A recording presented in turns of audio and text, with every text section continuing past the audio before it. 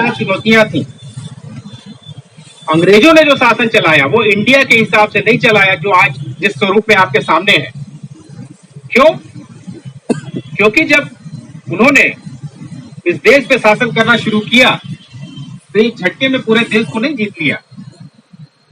धीरे धीरे करके बहुत से राजे रजवाड़े थे जिनके साथ उनके समझौते हुए थे बहुत तरह के, जिसका जहां रूल है वैसा चलाते रहिए, हमसे कोई मतलब नहीं है, लेकिन आप हमारे अधीन रहिए, टैक्स देते रहिए, हमारे हिसाब से चलिए, बाकी आप कानून व्यवस्था क्या करेंगे क्या नहीं करेंगे वो आप अपना समझिए। तो उनके जो समझौते थे अंग्रेज सरकार के साथ थे। अब आप ये बताइए कि जब 1947 में ये फैसला हो जाता है कि अंग्रेज यहां से जाएंगे, तो समझौते किसके साथ हुए हैं? भारत सरकार के साथ तो नहीं हुए, अंग्रेजों के साथ हुए हैं। तो वो जो रियासतें हैं, जो छोटे छोटे स्टेट्स हैं, वो तो अपने आप में स्वतंत्र हो गए। क्या हो गए? स्वतंत्र हो गए। और ये कितने हैं? 2, 4, 6 नहीं है, कुछ बड़ी थी कुछ छोटी थी। बड़ी में आपके चाहे कश्मीर हो, चाहे मैसूर हो, चाहे बड़ौदा हो, चाहे ये हैदराबाद हो, तो इस तरह की करीब 600 रियासतें थी। उनके समझौते अंग्रेज सरकार से चली गई तो समझौते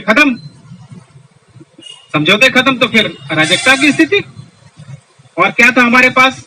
एक कमजोर सेना थी, खजाना खाली था, दंगे फसाद थे। जो लड़ाई, आजादी की लड़ाई हिंदू मुसलमान बाकी सारे धर्मों ने मिलकर लड़ी थी, जब ये स्वतंत्रता देने का फैसला हुआ उसके बाद दंगों में फंस गया, तो उस समय क्या भयावह स्थिति रही होगी आप सब कल्पना कर सकते हैं। उस वक्त आपके पास सिर्फ एक ताकत थी, वो थी संविधान, भारत का संविधान। इसी ताकत के भरोसे इस देश को एक किया गया, इसी ताकत के भरोसे ये देश आपको इस रूप में दिख रहा है।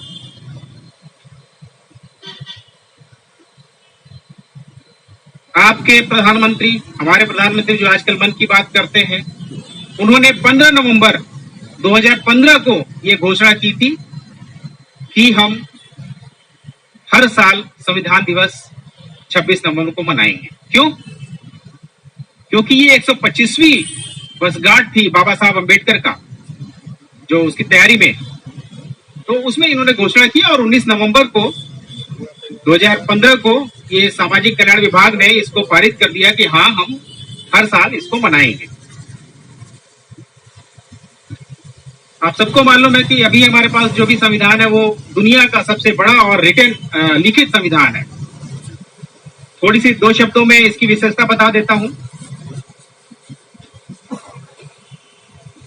इस संविधान में जो प्रस्तावना है, बहुत सारे विद्वानों ने इसको, इस संविधान को इस देश की आत्मा बोला है, लेकिन बाबा साहब अम्बेडकर ने सबसे ज्यादा महत्व जिस चीज को, इस संविधान के अंदर की चीज को दिया है वो है फंडामेंटल राइट्स, और खास करके आर्टिकल 32। तो ये आपका संविधान है जिसमें हम फंडामेंटल राइट्स की भी बात करते हैं। आपके जो फंडामेंटल राइट्स हैं वो आर्टिकल 36 से लेकर 51 तक में है। कभी कभी फुर्सत में थोड़ा थोड़ा पढ़ते रहिएगा, एक बार में तो नहीं पढ़िएगा, हमें मालूम है। फंडामेंटल राइट्स के साथ में कुछ डायरेक्टिव प्रिंसिपल्स भी है जो बाध्य तो नहीं करता है, लेकिन कैसे सरकार को चलाना चाहिए इसके लिए गाइडेंस देता है।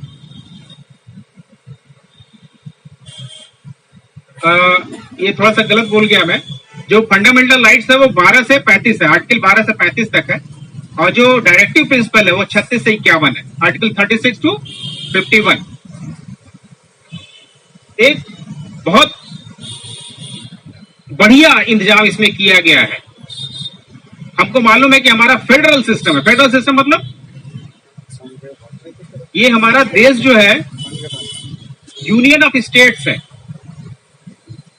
कई स्टेट्स हैं। इसको बहुत ही अच्छे तरीके से जो शक्ति है वो दोनों में बांटी गई है, सेंट्रल और स्टेट्स में।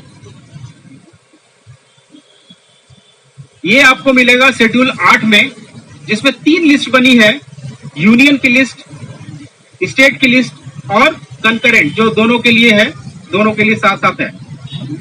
और ये फेडरल सिस्टम जो है, जो शक्तियां निहित हैं सेंट्रल और स्टेट के बीच में, इसमें भी आप देखिए कितनी गंभीरता से और कितनी बुद्धिमानी से इसमें यूनिटरी सिस्टम को लाया गया है। यूनिटरी सिस्टम मतलब एक राष्ट्र है, तो यूनियन ऑफ स्टेट्स, लेकिन यूनिटरी सिस्टम, ये विशेषताएं मैं बता रहा हूं। यूनिटरी सिस्टम कब होगा? सारी शक्तियां सेंट्रल के अधीन चली जाएंगी। कब? जब कभी भी युद्ध की स्थिति आती है, कोई भी आपातकाल आता है, या कोई ऐसी गृह युद्ध की स्थिति में सारा पावर सेंट्रल में हो जाता है, सारे जो पावर है स्टेट के सब छिन जाते हैं। क्यों? क्योंकि India is the union of state. ये यूनियन ऑफ स्टेट्स जो बताया गया संविधान में, ये स्टेट की रजामंदी से नहीं लिया गया है, उनको बाधित किया गया है कि आप यूनियन के पार्ट हैं। राज्यों को कोई अधिकार नहीं है कि वो अपना संविधान बनाएं या खुद को अलग करें। तो ये यूनिटरी सिस्टम भी एक बहुत बड़ी विशेषता है इस संविधान की।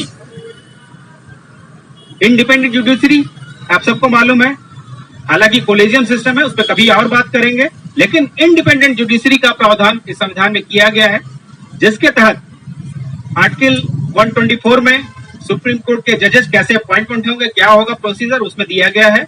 और हाई कोर्ट के जजेस के लिए 217 आर्टिकल दिया गया है। और सबसे महत्वपूर्ण चीज जो दिया गया है, एडल्ट सफ्रेज, मतलब एडल्ट फ्रेंचाइजी, 18 साल से ऊपर वाला कोई भी व्यक्ति वो मतदान का अधिकारी होगा, मतदान करेगा। ये आर्टिकल 326 में है। पहले ये वोट करने का अधिकार 21 साल था, 1988 में शायद ये चेंज हुआ। तो साथियों, ये कुछ विशेषताएं संविधान की। डॉक्टर अंबेडकर ने बोला था, a conscious and determined minority always creates a condition in its favor. Conscious and determined minority always creates condition in its favor. मतलब अगर आप थोड़े ही लोग हैं, लेकिन आप कॉन्शियस हैं, जागरूक हैं, तो आप अपने फेवर में माहौल बना लेंगे। और साथ ही बोलते हैं कि अगर आप ज्यादा हैं, मेजोरिटी वाले हैं, तो बोलते हैं उसके लिए कि एमॉर्फस एंड इग्नोरेंट मेजोरिटी,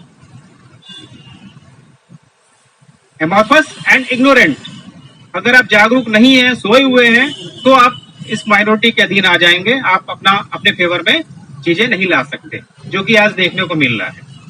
हमारा ये प्रोग्राम है, यहाँ पे जरूर फेडरेशन ने किया है, लेकिन इस फेडरेशन को कोई नहीं रोकता है कि आप सभी लोगों को बुलाएं, सभी वर्गों को बुलाएं। हम यहाँ पे माल्यार्पण करने नहीं आए हैं, हम यहाँ पे चाय समोसा करने नहीं आए हैं, हम संविधान के बारे में बात करने आए हैं। चूंकि ये पहला ऐसा प्रयास है, उसकी तारीफ करूंगा मैं, और ये चाहूंगा कि अगला जब भी इस तरह से प्रोग्राम हो तो हम और बेहतर तरीके से करें, और जो भी लोग इसमें आए, जैसा मंजीत मैडम ने बोला कि सब्जेक्ट वाइज तैयार करके आइए, पढ़िए, पढ़ाइए, क्योंकि ये बड़ा डिफिकल्ट काम होता है, समझाना बहुत मुश्किल काम होता है। और इस उम्र में आके हर आदमी बिजी है अपनी अपनी जगह, लेकिन अगर आप चाहते हैं इस समाज का भला हो, इस देश का भला हो, अपना भला हो, तो हमको ये काम करना पड़ेगा। क्यों? लास्ट में मैं डॉक्टर अम्बेडकर की यही बात कहूंगा कि मुझे मेरे समाज के पढ़े लिखे लोगों ने धोखा दिया, तो हमको उस कर्ज को चुकाना है, जानकारी रखनी है और समाज को जागरूक बनाना है। बहुत बहुत धन्यवाद।